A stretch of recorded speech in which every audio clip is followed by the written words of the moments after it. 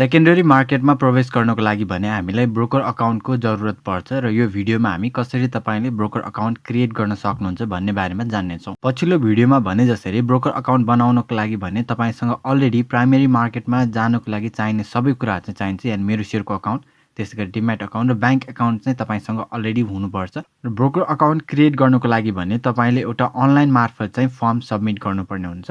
विभिन्न ब्रोकरहरूको आफ्नै online portal छ जहाँबाट चाहिँ तपाईले अनलाइन फर्म चाहिँ सबमिट गर्न सक्नुहुन्छ। र अनलाइन फर्म सँगै चाहिँ कतिचोटि तपाईले अनलाइनबाटै केवाइसी फर्म पनि भरेर सबमिट गर्न सक्नुहुन्छ। तर कुनै कुनै ब्रोकरले भने अनलाइनबाट नभइकन केवाइसी फर्म चाहिँ फिजिकल रूपमै तपाईले फिजिकली नै भरेर अफिसमै गएर बुझाउनु पर्ने पनि हुन्छ। त्यो चाहिँ ब्रोकरमा डिपेन्ड गर्ने कुरा छ। तपाईँ जुन ठाउँको ब्रोकर चुज गर्नुभएको अथवा जुन ब्रोकर तपाईले चुज गर्नुभएको छ त्यो ब्रोकरकोमा एकचोटि फोन गरेर चाहिँ केवाइसी फर्म अनलाइन गर्नुपर्ने हो कि अथवा अनलाइनबाट बुझाइसक्दा पनि फेरि पनि एकचोटि अफलाइन आएर भेरिफिकेसन गर्नुपर्ने हो कि होइन भन्न चाहिँ बुझ्नु होला। र अनलाइनबाट केवाइसी फर्म र अनलाइन फर्म तपाईले सबमिट गरिसकेपछि भने तपाईलाई ब्रोकर मार्फत लगभग 1 हप्ताको टाइम फ्रेम भित्र रहेर इमेल आउँछ जसमा चाहिँ तपाईलाई नेप्से टिएमएस को तपाईको युजर नेमहरु आउँछ। साथै त्यहाँबाट तपाईले पासवर्ड रिसेट गरेर आफ्नो नयाँ पासवर्ड सेट गरेर अथवा नयाँ पासवर्डलाई राखेपछि तपाईले अनलाइन टिएमएस सिस्टम मार्फत चाहिँ सेकेन्डरी मार्केटमा सेयरको किनबेच चाहिँ गर्न सक्नुहुन्छ। यसको लागि भने अब कहाँबाट फर्म भर्ने भनेर म तपाईहरुलाई देखाउन पनि जाँदैछु। अलरेडी यदि तपाईसँग ब्रोकर नम्बर छ भने तपाईले यो वेबसाइटमा त आउनु पर्दैन, नभए यो nepsetms.com भन्ने एउटा वेबसाइट छ जसमा भने नेपालमा अहिले काम गरिरहेका विभिन्न ब्रोकरहरूको र तिनीहरूको नाम साथै तिनीहरू कहाँ एड्रेसमा चाहिँ कुन कुन एड्रेसमा रहेका छन्, फोन नम्बर, कन्ट्याक्ट डिटेलहरु चाहिँ दिएको छ। यहाँनिर चाहिँ तपाईले हरेक ब्रोकर र तिनीहरूको ब्रान्च अफिसहरु चाहिँ पाउनुहुन्छ। तपाई कुन ठाउँमा रहनु भएको छ त्यस अन्तर्गत रहेर चाहिँ तपाईले यो फर्महरु यहीँबाट पनि सबमिट गर्न सक्नुहुन्छ। एक्जाम्पलको लागि भने मैले अहिलेको लागि ब्रोकर नम्बर 53 जुन चाहिँ मेरो एरियाको आसपास चाहिँ रहेको छ त्यो ब्रोकरलाई चुज गरे। यो जुन तपाईले बीचमा यो नीलो कलरको एउटा सेगमेन्ट एउटा कोलम देख्दै हुनुहुन्छ, ब्रोकरको वेबसाइटमा चाहिँ यसले तपाईलाई रिडाइरेक्ट गर्छ। जस्तै मैले ब्रोकर नम्बर 53 लाई चुज गरेर यहाँ क्लिक गर्छु भने यहाँनिर चाहिँ मलाई यस लिंकबाट चाहिँ ब्रोकर नम्बर 53 को टिएमएस सिस्टममा लगइन गर्ने ड्याशबोर्डमा चाहिँ अथवा लगइन गर्ने सिस्टममा चाहिँ लैजान्छ। तपाईले बुझ्नुपर्ने कुरा के छ भन्दा सबै ब्रोकरहरूको लगभग उस्तै खालको युआरएल रहन्छ। जस्तै तपाई यहाँ माथिपट्टि हेर्नुभयो भने यहाँनिर चाहिँ एउटा tms53.nepsetms.com.np/login रहेको छ र यो जुन टिएमएस पछिको जुन यो नम्बर रहेको छ यो मात्रै चाहिँ ब्रोकरहरूको युआरएलमा लिंकमा चाहिँ फरक हुन्छ। र तपाई यदि अरु कुनै ब्रोकरको लगइन युआरएल थाहा छैन भने तपाईले सिधै यहाँ माथि गएर जुन यो 53 नम्बर रहेको छ यो चाहिँ तपाईको ब्रोकर नम्बर जुन ब्रोकर आइडी हुन्छ त्योसँग चेन्ज गर्दाखेरि भयो। जस्तै तपाई 58 चाहनुहुन्छ भने यसमा 58 गर्नुस्। अब 21 चाहनुहुन्छ भने 21 गरेर चाहिँ तपाईले जानुभयो भने त्यो ब्रोकरको आइडीमा चाहिँ तपाई पुग्नुहुन्छ। अहिलेको लागि भने हामी 53 मा चाहिँ चेक गर्नेछौँ। र यदि तपाईसँग अलरेडी तपाईले चाहिँ केवाइसी फर्म र अनलाइनबाट फर्महरु सबमिट गरिसक्नु भएको छ भने युजर नेम र पासवर्ड चाहिँ तपाईले यो एरियाहरुमा हालेर एउटा क्याप्चा हालेर चाहिँ लगइन गर्नुपर्ने हुन्छ। तर यदि तपाईले चाहिँ भर्खरै फर्महरु फिलअप गर्न आउनु भएको भने जुन यो न्यू रजिस्ट्रेसन भनेको छ यसमा तपाईले क्लिक गर्नु होला। त्यसमा क्लिक गरिसकेपछि 3-4 वटा चाहिँ तपाईले डकुमेन्टेसनहरु पूरा गर्नुपर्ने हुन्छ। जस्तै तपाईको यहाँनिर क्लाइन्ट आइडी भनेको छ यसमा चाहिँ सधैं इन्डिभिजुअल नै चुज गर्नु होला। तपाईको इन्डिभिजुअल र अफिस र बिजनेस हाउसहरुको बिजनेसहरुको अथवा कम्पनीहरुको चाहिँ सेपरेट ट्याक्स ब्र्याकेटमा चाहिँ ट्याक्स लाग्ने भएको कारणले गर्दा तपाईले इन्डिभिजुअल चुज गर्नु होला। त्यसपछि जुन ब्रान्चमा तपाई सेलेक्ट गर्दै हुनुहुन्छ त्यो ब्रान्च, तपाईको मोबाइल नम्बर, प्यान नम्बर छ भने प्यान नम्बर हाल्दाखेरि भयो, कम्पल्सरी छैन। इमेल आइडी तपाईको आफ्नो इमेल आइडी हाल्नु होला। त्यसपछि तपाईले नेक्स्ट गर्नुपर्ने छ। र नेक्स्ट गरिसकेपछि आफ्नो डिटेलहरु चाहिँ तपाईले यसमा हाल्नु होला। आफ्नो नाम, middle name, date of birth, त्यसपछि डेट अफ इंग्लिशमा बर्थ अथवा नेपालीको डेट अफ बर्थ हुन सक्छ, तपाईको बुवाको नाम, आमाको नाम, हजुरबुवाको नाम।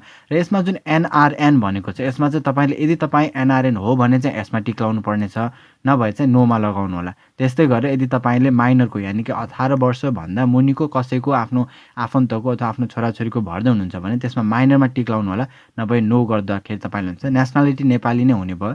सिटिजनशिप नम्बर पनि तपाईले हाल्नु पर्ने छ। त्यसै गरेर चाहिँ अब तपाईको नागरिकता कहाँनिर इस्यु भएको हो, कहाँ जारी भएको, कहिले जारी भएको हो, साथै सिटिजनशिप नम्बरको बारेमा अरु डिटेलहरु पनि तपाईले यसमा हाल्नु पर्ने छ।